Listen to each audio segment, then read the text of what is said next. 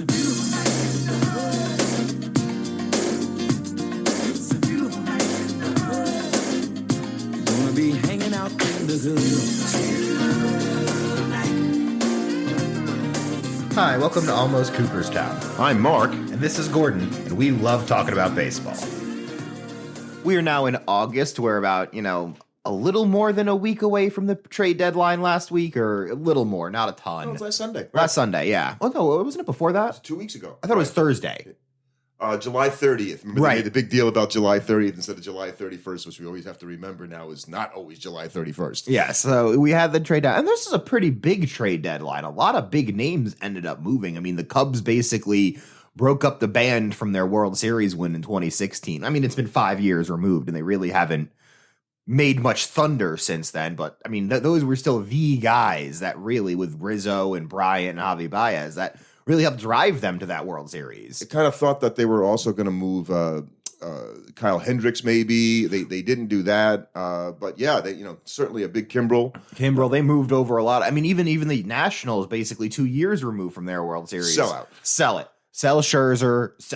Selling Scherzer didn't surprise me. He's near the end of his career. That team wasn't competing anymore. Definitely. And as much as he was a big-time national, and he will be somebody that is very fondly remembered in national history, they're such a short-lived franchise that it wasn't like he was their franchise player. The Dodgers were all in, right? So, Scherzer for Trevor Bauer. It's just basically a straight-up exchange. And you get Trey Turner. That was the surprise. Unbelievable. That's what was the surprise sell to me, that they would get rid of Trey Turner, because he's young and good. Why get rid of him? And not going to play shortstop. He's going to play second. Exactly. So that would, but then, I mean, even then you had Joey Gallo going from the Rangers to the Yankees. That was a big thing. Kyle Gibson going to the Phillies. And Rizzo also going to the Yankees. Really, Rizzo, yeah, because he went with a couple. I mean, Jose Barrios went from the Twins to the Blue Jays. So, I mean, you had a lot of big time, this isn't the biggest free agent deadline, because there have been years where we've seen but it might be the most. I just don't. Most high quality players moved. Yeah, and I think what the theme of this podcast is going to be is teams that made trading deals before the trade deadline and made it to the World Series. Right? There's a dividing line that you can go way beyond that, and there's lots of interesting deals, and we'll talk about a few of those as well. But you can point to a series of it's in the 10 to 15 range of trade line deadline deals that were made, and then that team made the World Series. And in almost all of these cases, the player that was traded was a big part of the reason why they made that World Series. I guess it isn't always the reason for not the singular reason, but in a lot of cases, these guys were a big part of it. And what we found by looking back over the years, and I think you mentioned this off air, is back in the day, if you will, we go back as far as 1964. I had trouble finding any deals in the 50s and the 40s, and your point was, because trading deadline deals weren't that important then. You didn't have the salary considerations. It's also, you had to win the entire league, and so if you're a third place team in modern baseball, if you're third in the NL East, you go for it. You can go for it. You have multiple ways to make the playoffs. If you were fifth in the league, and maybe your team was a really good starter away from being no wild card. There's no wild card. So if you trade away all your really good young players and prospects to try and hit a home run that 1 year and you miss, you finish third, you're screwed. Yeah. Hey, second place is just the first loser in the old system. So that's why we went back to 1964 when Hall of Famer Lou Brock, sadly passed away last year, was traded from the Cubs, and the Cubs still rue this deal, to this day, actually, Cub fans.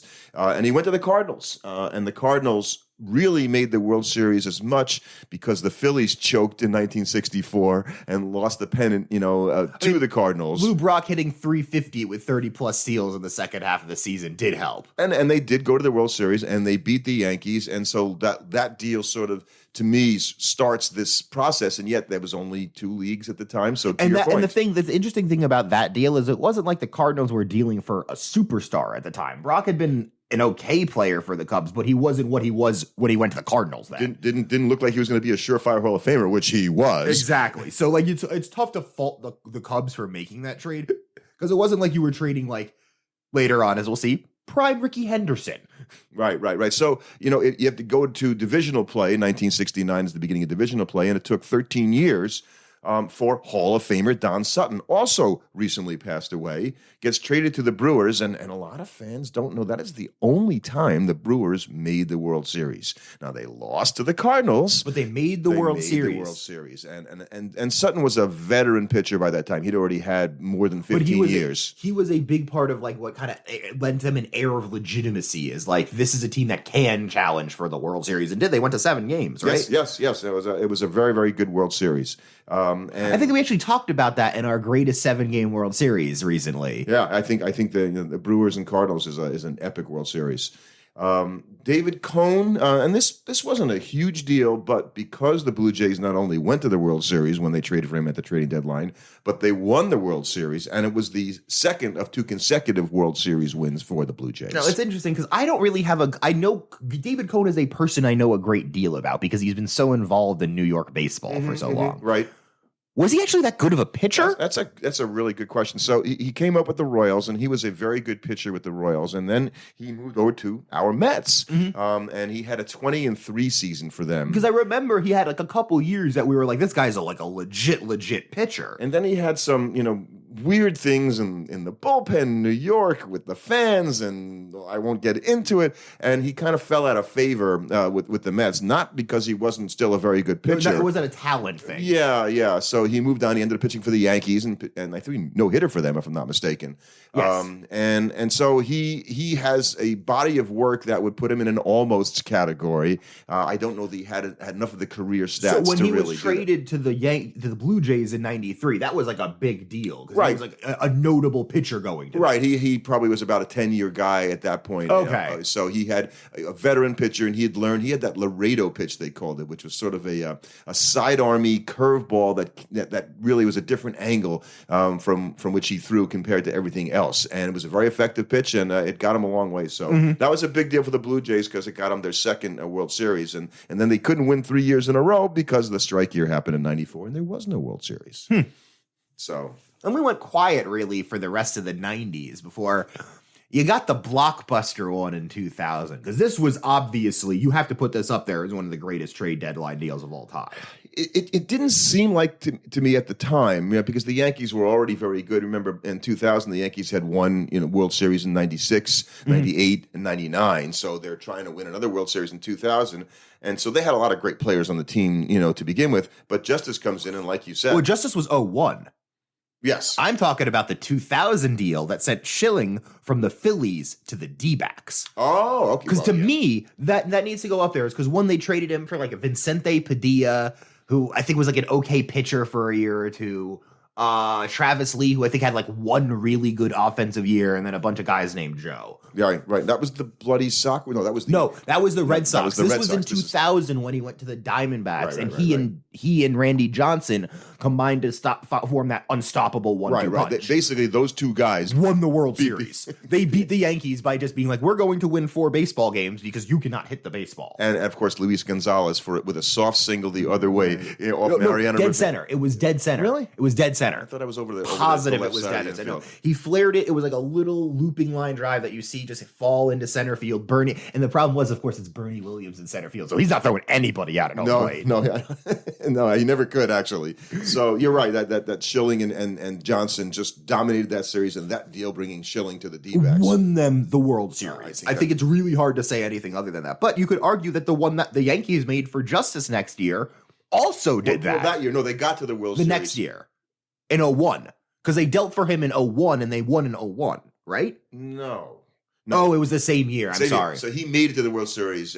He helped them get to the World Series. It didn't seem like that much. I was saying only because the Yankees had been to 3 World Series in 4 years. But he had like over 300, which is weird because you didn't think he had it in him at that time, right? It's hard to look at Justice's career without thinking somehow there should have been more. The guy was super talented. He had it all going, and he got married to Halle Berry. So give the guy cred for making lots good of looking, unbelievable. But he was just hurt all the time. He just couldn't ever a shake career the that injury could have bug. been more for sure. And so in 04, it was the Red Sox who finally broke their string of no World Series since 1912. 1918.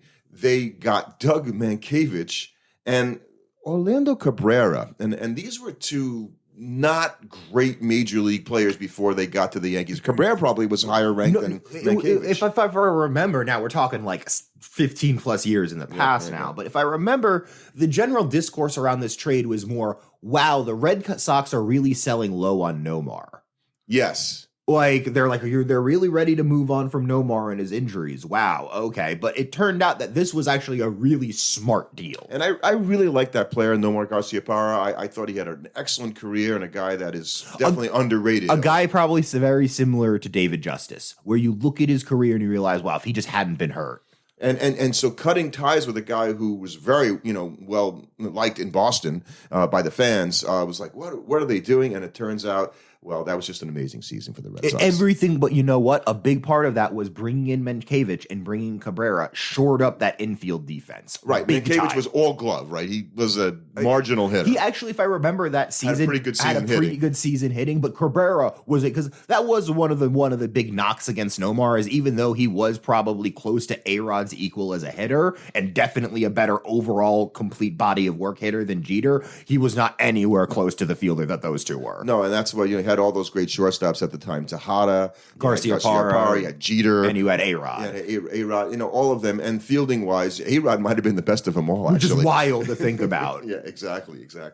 So, and a couple of years later, the Rangers get 4 prospects from the Braves from Mark Teixeira.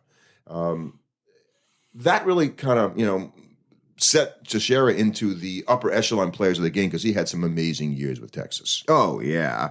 So that sent him to when he went to the Braves, he kind of became a household name at that point because now he was not playing he was not the best player on a not great team anymore. Right. And then the Rangers sort of come to a lot of this because Cliff Lee, and this is just a weird thing we found on Cliff Lee. So he's on the Indians in 2009. He gets traded to the Phillies. And the Phillies go on and they win the World Series. Cliff Lee was a big part of that. Huge, big game pitcher for them. So the next year, Cliff Lee is on the Phillies and he gets traded to the Rangers and they go to the World Series. They don't win it. So he gets traded to 2 different World Series teams. So you could say he was a big reason 2 different franchises made the World Series in back-to-back years. Yeah. So I just thought, Cliff Lee, again, another pitcher who, was a really good pitcher for a long time and kind of like a career like Cole Hamels a little bit. You like respect, didn't want to face this guy, had a big body of work, and not quite an all-time pitcher, obviously. I remember you had that trio at the top of that Phillies rotation in the early 2010s with Halladay, Cliff Lee, and what was the one you just said? Cole Hamels. Cole Hamels. Right. That was a powerful trio. They were good. Yeah. That was tough. Yeah. And Jimmy Rollins, who just killed the Mets. So anyway, and you jump to 2015. And you have 2 deals here. That's the same year, right. That both powered both of these teams to the World Series. This is the wrong one, the World Series. Yes, we're still Met fans here in this podcast. So it still hurts. If you don't know. I still remember driving home from work, listening to Game 1 when Alex Gordon hit that home run off of Familia. And I knew right then, we're not going to win the World Series. Yeah, well, I knew as soon as he hit the home run. But they got to the World Series in large part because the Mets did Cespedes. Oh, 100%. He was the engine of that team. That was 17 home runs in 57 games. I mean, that's just off the charts, good at the most important time. And the Mets were a very good team that year, and the Royals just did everything right to win the World Series. Picking up Cueto at the trade deadline, genius move.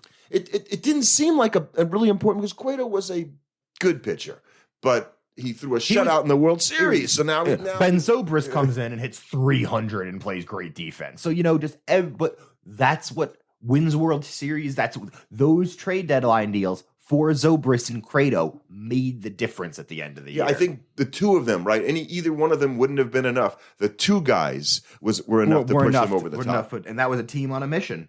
Yes. And so that happened again the very next year where the 2 teams that made the World Series had big trade deadline deals. And it was interesting because it was both for the same type of player. They just used them differently. So Andrew Miller, and to your point, to the Indians. And Andrew Miller, you're right, because what was unique about Andrew Miller? They didn't use him as a closer. They were what was the thing they said? He's like, we use him as a weapon. Like, basically, the idea was we will use Andrew Miller wherever in the game. Not Andrew Miller, no. Is the highest leverage situation. Now, what's wild is he was unhittable in that postseason and then kind of regressed after that. Well, and as is the guy that also got traded to the Cubs from the Yankees. And that he's back with the Yankees now. Right. Aroldis Chapman, right, who's out there in Game 7, and he blows it. And then the Cubs come back and win it anyway. Mm-hmm. So even though, they traded for a guy who was a dominant closer in the game in the biggest moment, he didn't get it done. No, and that's been a knock against Chapman, and especially for Yankee fans after being with Rivera, where Rivera really only has that one Game 7 hit.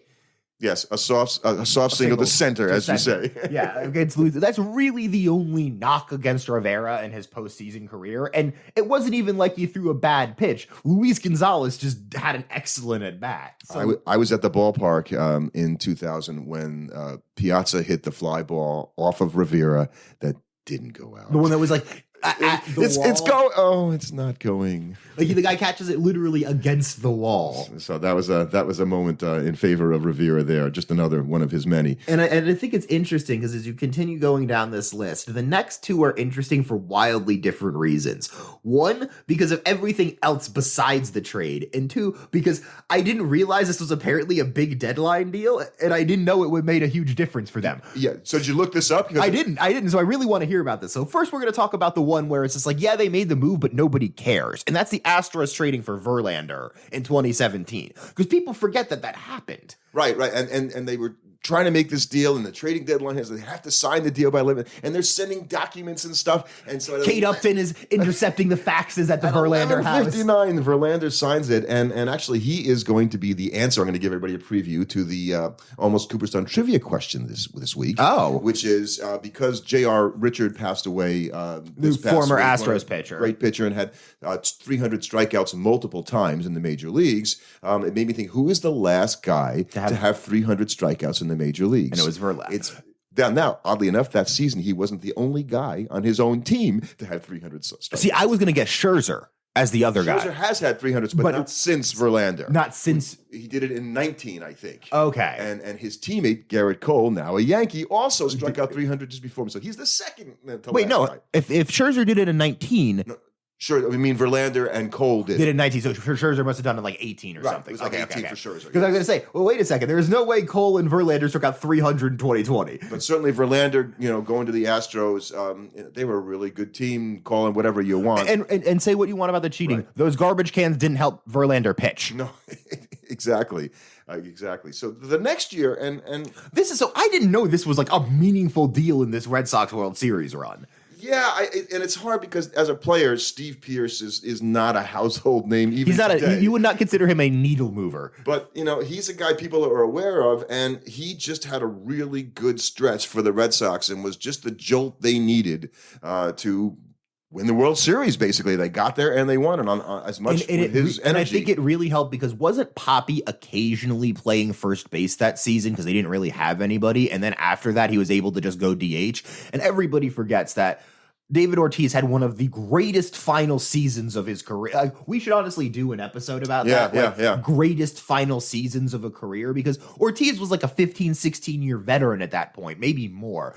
He hit like 330 with 38 home runs and drove in 110 RBIs. Usually guys in the final season of their career don't do stuff like that. You could do a whole episode on Big Papi just because of what he was or what he wasn't in Minnesota. Nobody would have expected the guy when he went from Minnesota to the Red Sox to end up being what he was. I learned how to hit. No, I had to learn how to hit a lot. Yeah, big time. So, and we didn't cover some significant trade deadline deals because their teams didn't make it to the World Series, but we'd be remiss in not mentioning just 4 of them or so. Yeah. So the first one, and I remember this because of the guy he was traded for. So Doyle Alexander was a good major league pitcher, not a great major league pitcher, and he got a good one. He got traded to the Tigers in 1987 for John Smoltz. Well, John Smoltz wasn't, thought of as, being good. He was a prospect, probably, or a young pitcher. He was a good pitcher. It looks like he had some promise and all that. But Doyle gets traded, and the Tigers win the division, and they lost the ALCS to the Twins, who went on to win the World Series. But that was one of the first deals, like, wow, they're going all in. I'm thinking Doyle Alexander's going all in. That's your all-in move? So, and the very next year, 11 years later, the big unit. Yeah, because he went to the Astros, and he was dominant for them. So 10-1, he went for the Astros. And what people forget is that the Padres went to the World Series that year and lost to the Yankees. Behind who? Who was their big pitcher? Was it Kevin Brown? Kevin Brown, the guy nobody wanted to face. I think we talked about. Because I always think of Brown as either a Dodger or a Marlin. I don't know. Did Brown pitch much for the Dodgers? I thought he did. Yeah. I don't know. I know. Obviously, he was a Marlin. And pitched there for and he was a a Yankee too. Yeah, exactly. So Randy Johnson, definitely led the Astros far as he could, but they couldn't win the NLCS. And then 6 years later, it happens again. Yeah. When they trade for Beltran at the trade deadline, trading for him from the Royals. And Beltran goes on to put one of the greatest shows in the ALCS and NLCS that we've ever seen. Yeah, he had 8 homers combined between the NLDS and LCS, not unlike Daniel Murphy in 2015. Right, who went bonkers, except unlike Murph, Beltran did not make the World Series. He did not make the World Series. He fell just short. So, and by the way, we haven't talked about this, and maybe we should sometime. So Beltran, Hall of Famer?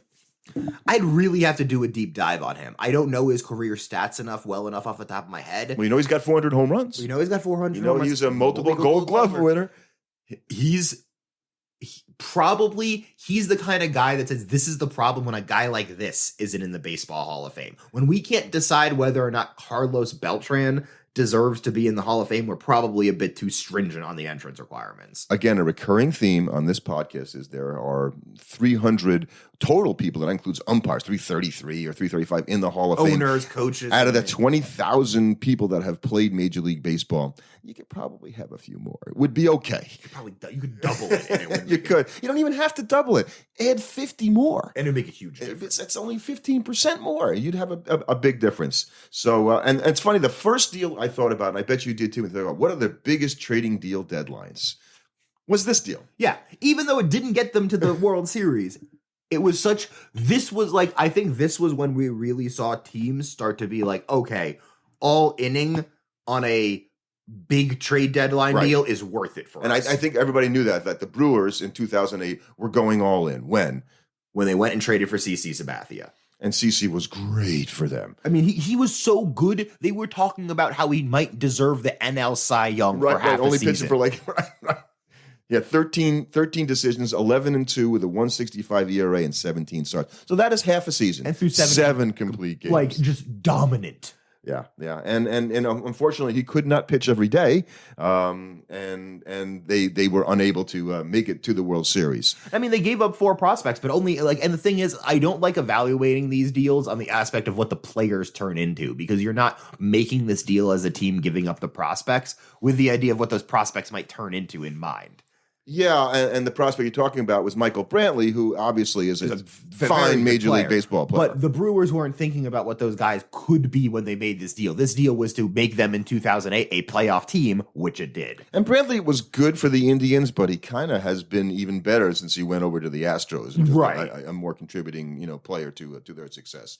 So what this kind of shows pattern-wise, as we talked about, 2015 through 18, and even this season, is that these trade deadline deals are going to happen more often because of the contract situations, trying to move money off payrolls.